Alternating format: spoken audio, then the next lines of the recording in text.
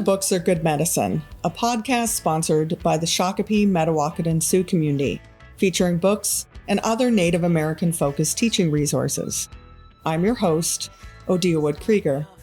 In today's Author Talk episode, Allison Waka and I interviewed K.A. Cobell about her new debut novel, Looking for Smoke. K.A., or Katie, is an enrolled member of the Blackfeet Nation. She currently lives in the Pacific Northwest. Looking for Smoke is a young adult thriller that follows 4 teens on the Blackfeet Reservation in Montana who find themselves the suspects of a murder investigation. The book casts a light on the missing and murdered Indigenous women crisis and its impact on the lives of those affected by it. This is a serious issue in both the US and Canada, where Native women are the victims of violent crime far more often than women of any other group. In this episode, we talk with Katie about her book and the importance of bringing ongoing awareness to the missing and murdered Indigenous women crisis. Content warning. Please note that this book contains violence and other mature content, which we will discuss in this episode. We hope you enjoy our conversation with Katie. Welcome to the podcast, Katie. We're thrilled to have you. We're going to be talking about your book, but first, could you tell our listeners a little bit about yourself? I'm K.A. Cobell. I am an author of young adult books, specifically thrillers, and my first book, Looking for Smoke, came out in June. And besides that, I am a mom of 2. I actually wrote Looking for Smoke in like 1-hour nap time chunks because I stay home with my kids. I also am a member of the Blackfeet Nation. So I spent half my childhood in Montana and the other half in Washington. And I'm just so happy to be here and excited to talk to you both. Well, I absolutely love that you wrote Looking for Smoke in Browning. I used to drive through Browning to go to Columbia Falls, where my husband and I used to run our mountain biking company out of. And so I've been to Indian Days Powwow, that whole weekend and how amazing it is.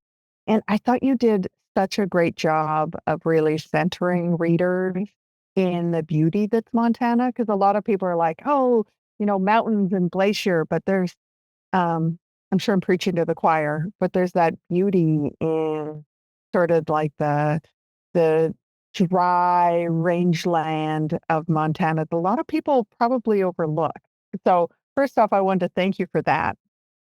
But I was really curious about, like, how did you decide on this particular topic, and what was the inspiration behind writing this book? I love that you said that about the setting, because I did really try to show the plains, because the mountains are what everyone thinks of, but yeah, the plains are beautiful. So the first inklings of this story, the idea for the story came into my head. One, because I really wanted to write Blackfeet characters into a story. I never saw that growing up, and the Native representation I did see, I didn't always see myself or my family in it. So I really wanted to write a story where I could show this beautiful culture that I grew up with, and to have Blackfeet characters in the spotlight and to just have them feel seen. And so that was my main goal in writing this story, to just showcase the culture that I have so much pride in. Have you always been a writer, or is that something that was recently started for you? Never. I was never a writer. I didn't go to school for it or anything. I actually got my degree in human development and family processes. And after I finished all my schooling, that's when I rediscovered my love for reading.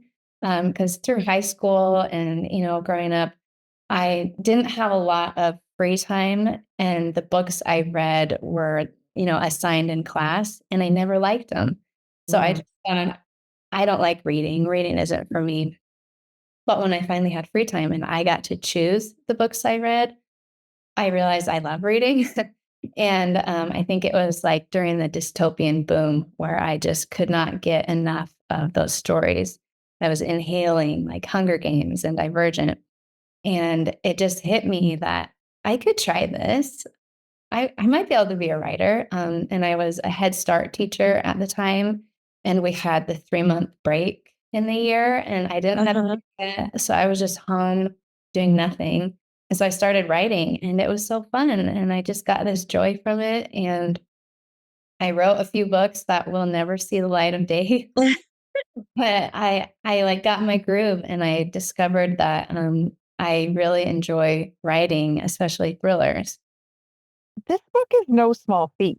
Like it's a weighty book. Like you jumped right in. It's I don't have the book in front of me, but like it's a dense book. Like a lot of people would go in and sort of like slowly go in. And so kudos to you for just deciding, oh, that's going to be my first one. I'm going to go whole hog in. But I just love the format of it. I love the way the different voices come in and the different characters. And I remember reading, and I was like, "Oh my God, it's the killer!" Right, the killer's point of view. And what was your inspiration for deciding that was the way that you wanted this story to unfold? Yeah, I when I started this book, I knew I wanted to have alternating POVs. I was inspired by Karen McManus. I don't know if you've read any of her books, but just how she flipped between these characters who we loved and suspected, and they had these dynamics of keeping secrets from each other. It upped the stakes so much for me, and I really wanted to do something like that. So I knew I wanted multiple characters. Um, so in Looking for Smoke, we have the 4 main ones, and we switch between them. And for me, the secret to writing multiple POVs is that each character needs to have enough happening in their lives that the entire story could be about one of them if I wanted it to be. So when I was creating these characters, I had to give them baggage and all these struggles they're going through before the story even begins. And that's difficult to do when you're writing it. Like in my head, I had such a picture of all of them and I felt their personalities.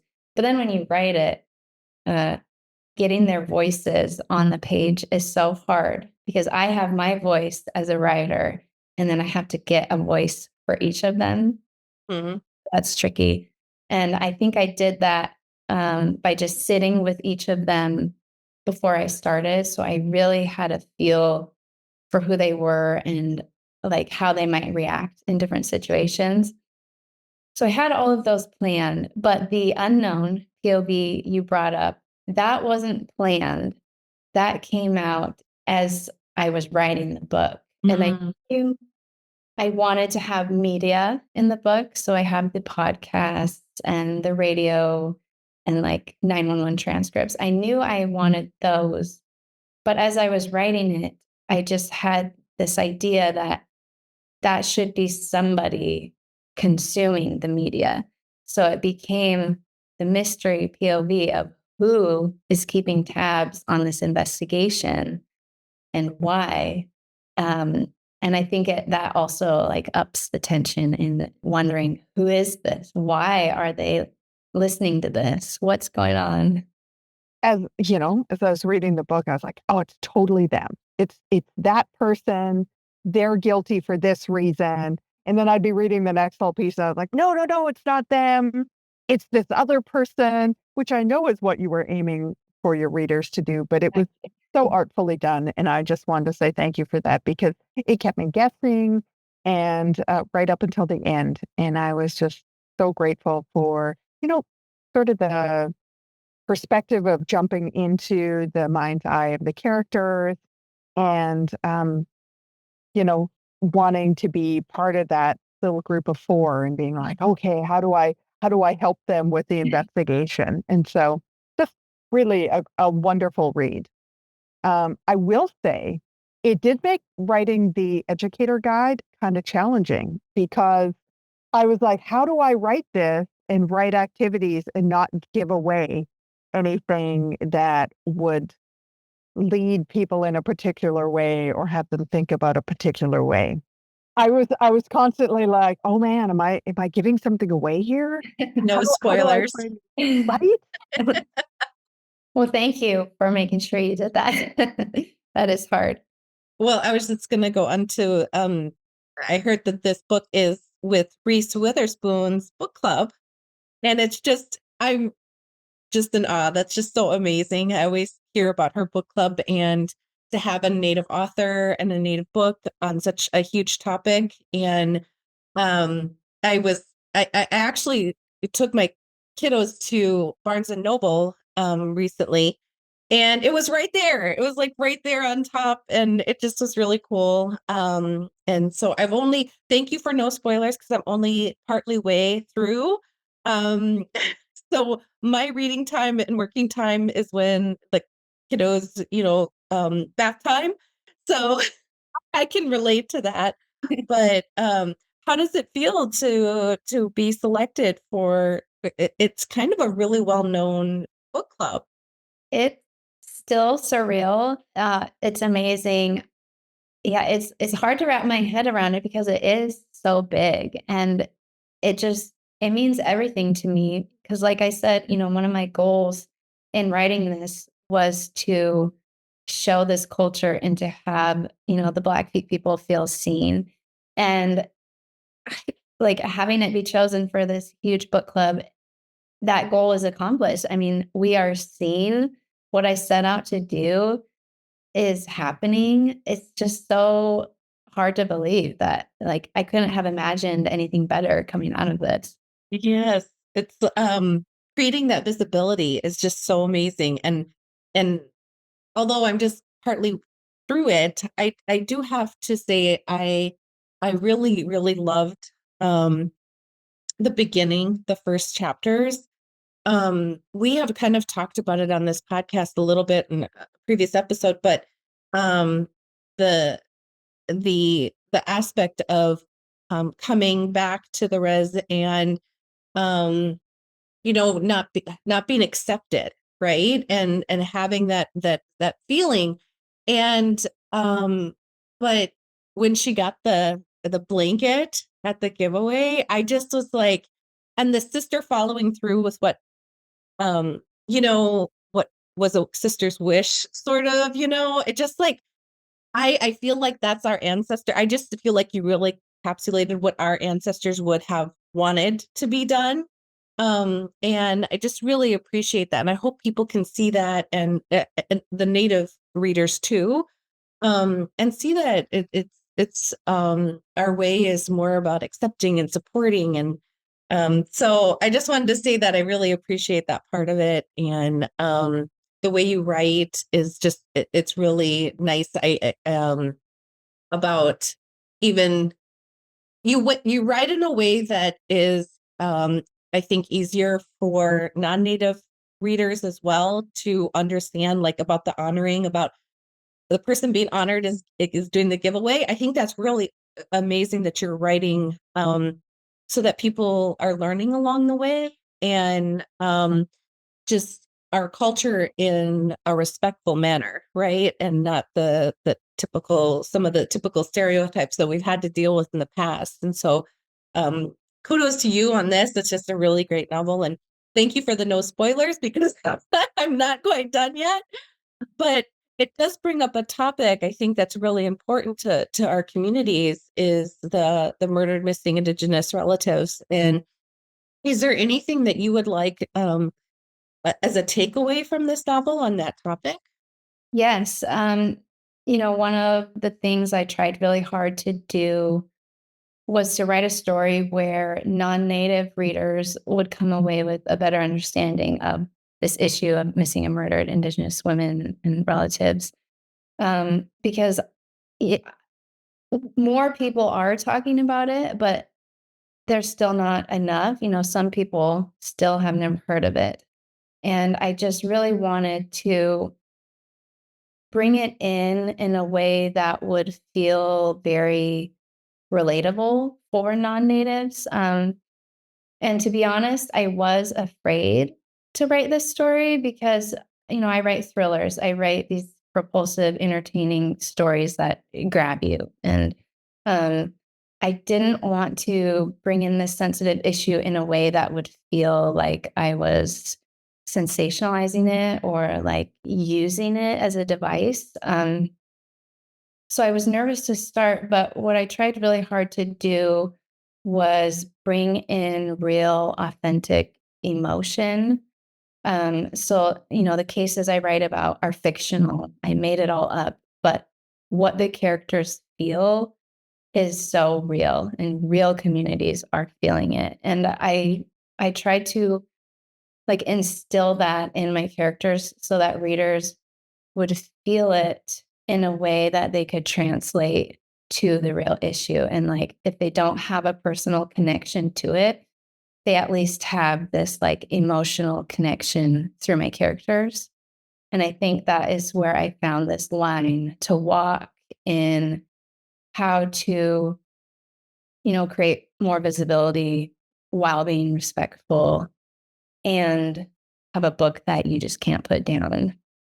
I think it's well done. The part with the sister being so angry, I really felt it like in my throat. I just felt, and the emotions that one would have to deal with, and I think one part too is not having the ending sometimes, not having the you the missing part of it, right? And the grief that the sister is sort of struggling with is like, but is it a grief time? Is it not a grief time? Like, where is what emotion am I feeling in this moment? And am I mourning? Am I not mourning? And um so I think that's one thing that's really hard about this topic is showcasing the feelings I think that everyone is going through, and we go through as a nation as well.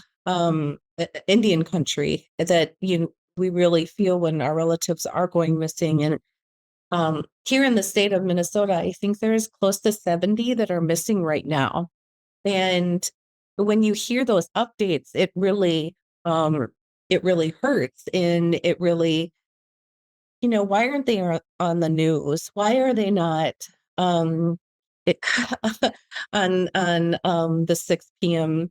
newscast and so forth? And so um this book does a really great way of bringing that forward, and hopefully people take this as a learning resource. Do you have any other resources as far as murdered missing Indigenous relatives go? Do you have anything that you could refer people to? Yes, I do have several listed on my author website, which is kacobell.com. And some of those are the National Indigenous Women's Resource Center, the Alliance of Tribal Coalitions to End Violence, Coalition to Stop Violence Against Native Women, Native Hope. And something I've suggested in the past is that if people are wanting to give, they can donate to the Strong Hearts Native Helpline, which, helps natives currently in crisis. And there's so much you can learn from all of these websites, and um, ways to donate are on there as well. So, Allison, you were talking about sort of the grief. I kept finding myself getting hopeful. Like every Mm. time I was like, oh, there's another clue. Maybe they're going to find Ray Bear. Like I just kept like having this up and down and that what's going to happen and, where is she and what's going to, what's the next clue going to be? And so I just felt like I was on this emotional roller coaster the whole time. I was like grief and hope and like suspicion and all of the things. And so I'm just really grateful that you have you've written this book that is that powerful and keeps people in. And it was funny when I was working on the educator guide, I was like, I'm sorry it's going to be late. And people who know me know I tend to be late, but I'm like, I'm sorry, I didn't want to rush the book. I didn't want to force myself to the end. And so in the educator guide, we talk a little bit, or I recommend that people look at Lily Gladstone, right, as a fellow Blackfeet Confederacy. But I know a lot of folks are confused. Is it Blackfoot? Is it Blackfeet? Can you finally dispel some drop some knowledge on us Yeah. about What is the appropriate terminology? I get this a lot. So the Blackfoot Confederacy is made up of 4 bands, and 3 of them are in Canada, and 1 of them is in the US, and that is the Blackfeet Nation. So I am Blackfeet, but I am also Blackfoot. But those in Canada who are Blackfoot, they are not also Blackfeet. So it can be confusing, but if they're from the tribe in America, they're Blackfeet, but a part of the greater Blackfoot Confederacy. That is super helpful. Yeah, that makes sense. Yeah. For educators who are looking to learn more about the Blackfeet or the Blackfoot, what do you have any particular resources or advice for them to better understand? Well, you can find so many things online. There are a lot of native resources online where you can learn about the Blackfeet people and the history, the things that they've been through in the past. And reading books written by Blackfeet people like Looking for Smoke or Stephen Graham Jones. I mean, he's Blackfeet and he has so many amazing books. Oh, yes. Uh-huh. People love him, and Yes. he's scary. Just I think one of my favorite ways is just reading stories. I love reading stories from other tribes and just getting the culture that way. I think that's one of the best ways. But there's so many good things online that you can find as well. So, in terms of this book, what age range would you recommend that folks teach this or use this book in the classroom? I would say high school, but I have had people tell me that they think it's appropriate for middle school as well. If there are middle schoolers who are looking for the next level in their reading or comprehension. But, they are teenage characters, and I really wrote it in hopes that teenagers would relate to what they're going through and the struggles they might be having, the little romance, the teenage romance. So I would say teenagers, but it definitely has a broader audience as well. Yeah. As an adult, I'm enjoying the the attitudes and personalities of teens as well. So it's not necessarily entirely YA. Yeah, I wrote it in hopes that, adults would enjoy it as well. And I love reading YA books. I think there's just something about that time of life where there's like you're figuring out who you are and what's important to you, and all these questions you have about yourself that don't go away when you get older. No, they don't. No, I agree. I love YA. And I also think, like, despite the mature topics covered, like, these are things that kids are hearing about and having to grapple with.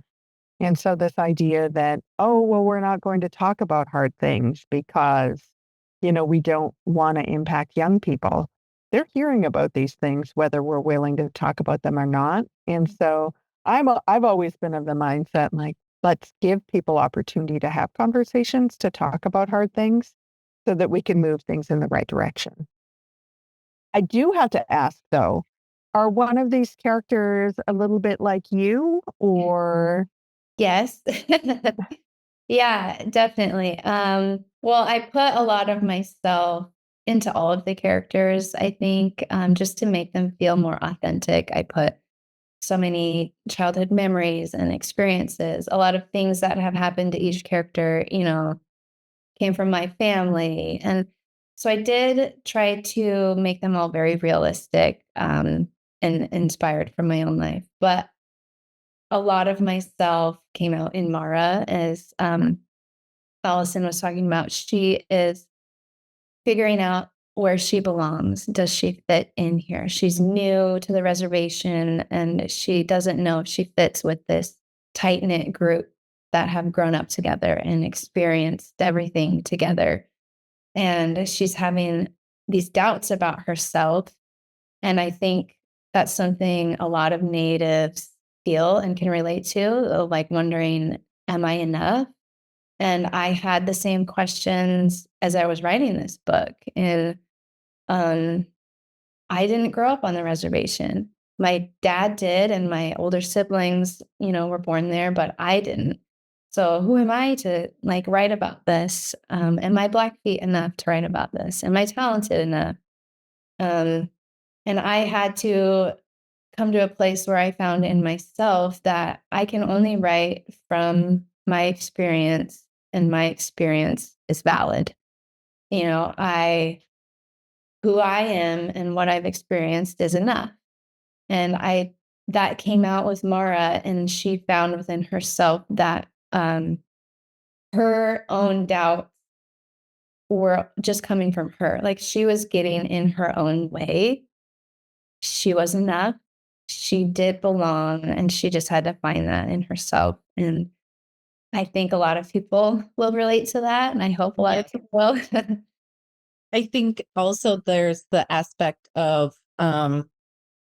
I've always had that feeling. I can totally relate. Not only being Menominee and Navajo from they're so different, these two tribes, woodland and desert, and then Navajo see me as Menominee, Menominee see me as Navajo, and then the urban native too, like urban. Am I, the res folks are like, no, you're urban, you're city, you have to have your coffee. And then the urbans are like, no, you're res because you do this. And it's just like, at one point, you're just like, I give up. I'm me. I'm this, I'm this, I'm this. All these little pieces make me.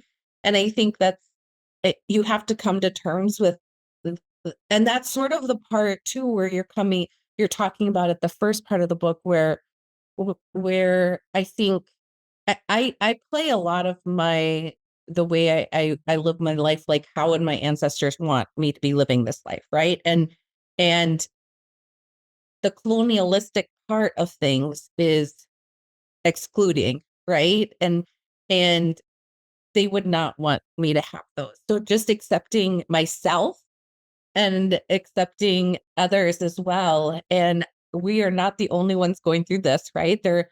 I think everyone has a piece of that in them. And that's really, you can't let the assimilation win, right? You have to um, play up with your blood is your blood. And it doesn't matter, if you're in the city or if you're on the res, you're native wherever you're standing. And so I just really appreciate you like even touching and bringing that to light for the readers to understand.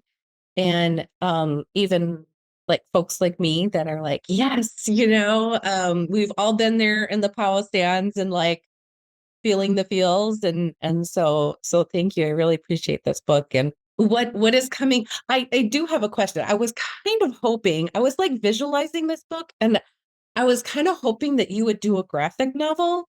Would that be ever anything that you would do in the future? Or what's the future for you? I have no talent in art. Yeah. I wish I did. I mean, if someone Yeah. else had a vision and they wanted to do it, that would be very cool. Because I do have a dream of having this book turn visual somehow. Yes. I would Yes. love for it to be a show or a graphic novel because there's only so much I can describe. And I tried really hard to make it cinematic in that you could see the setting and like see the dancers, but you can only describe so much. And to Mhm. have someone literally show it, that would be very cool.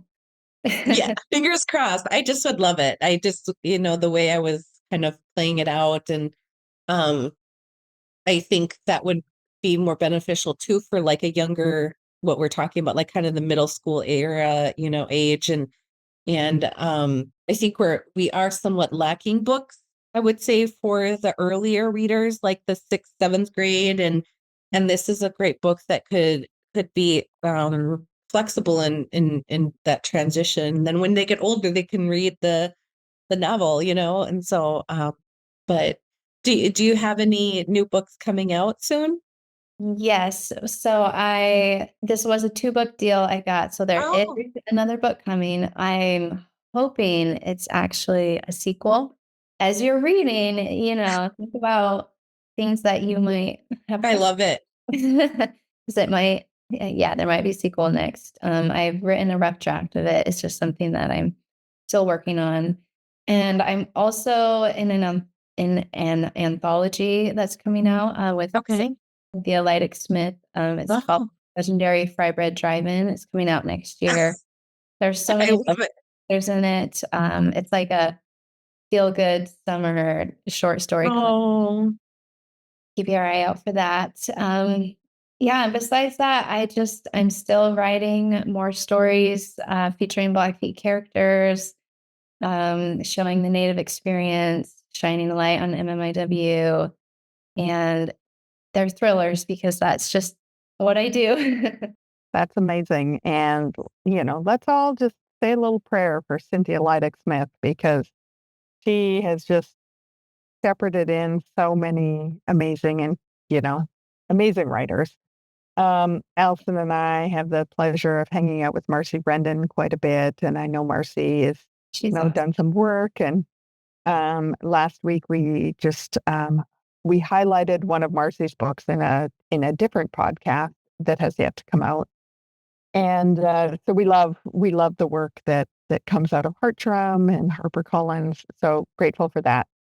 That being said, you can't say, I think there's going to be a sequel and not tell me when you hope to have it come out because you can't just drop that and be like, yeah, it might come out. So what's the goal? If this rough draft gets done, when could we anticipate a sequel? Well, that is a mystery. It depends on how quickly I finish it. But like I said, the rough draft is done. I've been busy doing all the promoting for Looking for Smoke and the traveling. But when that slows down, finally, I will edit the book. And then, publishing timelines are long. Usually, when you are totally done with the book, it comes out about a year later. So probably a year-ish, but Okay. we'll see. I just needed the target in the future, right? So about a year, I can handle that. It's probably one of our final questions with you. I'm really curious about how your community has accepted it, your relatives, as you come up with this story. How has the community support looked for this recent book of yours? It's been exciting to see, more immediately. My dad is so proud of me, which is something that's really special because he helped me a lot in writing this book. Like, if I ever wondered if I wrote something well enough or if a piece of the culture was coming out the right way, he would read it for me. And I felt like I was calling him like every other day. And, this feels like something really special between us. And like, this is me showing him everything he taught me over the years. Like, I don't know if I've ever told him like how special it is to me that he has shared all of his wisdom and culture with me, but like this book shows it. So that's been really cool. And like my auntie loves it and all my cousins. And this summer, when we were there for Indian Days, I had all my author copies that my publisher gave me, and I brought them and I sat in our museum and I just signed them and gave them away, and everyone was so excited, and I just felt like a bit of the full circle. Like I did this to show who we are, and now I'm giving it to you so you can see that we're out there and we're being heard in a new way. oh, I love that. It's beautiful. Thank you for sharing that. Yeah, so wonderful. And I'm so glad it's well received. Like, why wouldn't it be? But it's always lovely to hear that these personal stories about how things have been received. Well, I have so enjoyed getting to know you. I really felt like reading the book got me a little bit of insight into you and just so grateful for this time to get to know you a little bit better. Yeah, Yes, thank you. and thank you for doing the educator guide. I mean, it's really special for me to have that and to imagine it being in classrooms. I think that is such a huge part in getting these stories into the hands that need them. So thank you for all you do, Odia, and thank you, Allison, for being here and having me. This has been really fun. We hope you enjoyed today's episode. Check out our show notes to learn how to enter for a chance to win one of 5 signed copies of Katie's book. Thank you for joining us for this episode of Books Are Good Medicine. Subscribe to our channel on Apple Podcasts or Spotify. You can also visit our website, booksaregoodmedicine.com, to find episodes and resources or to send us a comment. This podcast is sponsored by the Shakopee, Metawakan, and Sioux community and produced by Goff Public. Our theme music is Stomp Dance by Blue Dog. The opinions expressed on the Books Are Good Medicine podcast by its co-hosts and guests are their own in their personal capacities and do not necessarily reflect the views of any organization with whom they are affiliated or of the podcast sponsor.